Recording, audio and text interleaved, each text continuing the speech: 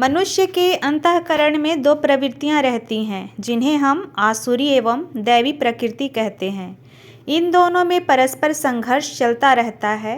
गीता में जिस महाभारत का वर्णन है और अर्जुन को जिसमें लड़ाया गया है वह वस्तुतः आध्यात्मिक युद्ध ही तो है।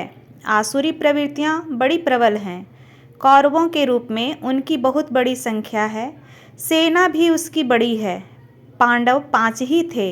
उनके सहायक एवं सैनिक भी थोड़े ही थे। फिर भी भगवान ने युद्ध की आवश्यकता समझी और अर्जुन से कहा, लड़ने के अतिरिक्त और कोई मार्ग नहीं है। तामसिक आसुरी प्रकृति का दमन किए बिना सतोगुणी दैवी का अस्तित्व ही खतरे में पड़ जाएगा। इसलिए लड़ना जरूरी है। इस पर अर्जुन पहले तो झंझट में पड़ने से कतराए, पर भगवान ने जब युद्ध को अनिवार्य बताया तो उसे लड़ने के लिए कटिबद्ध होना पड़ा।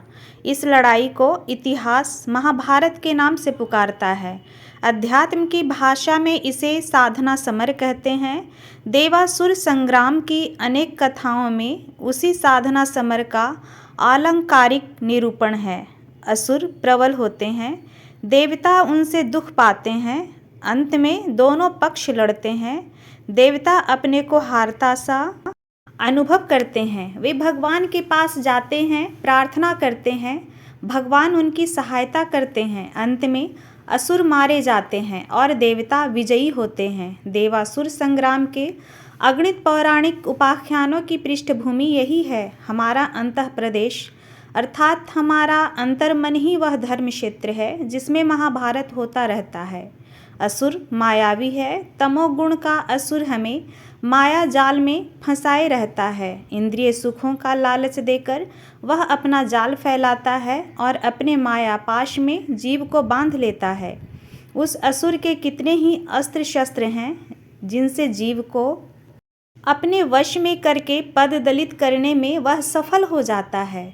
काम, क्रोध, लोभ, मोह, मद, मत्सर, यह 6 ऐसे ही सम्मोहन अस्त्र हैं जिसमें मूर्छित होकर जीव बंध जाता है और वह मूर्छा ऐसी होती है कि उससे निकलने की इच्छा भी नहीं होती है, वरन उसी स्थिति में पड़े रहने की इच्छा होती है।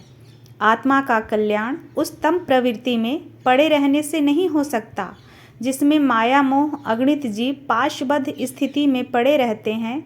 इन बंधनों को काटे बिना कल्याण का और कोई मार्ग नहीं है। आत्मा की पुकार तमसो मां ज्योतिर्गमय है, अर्थात हमें अंधकार से प्रकाश की ओर ले चलो।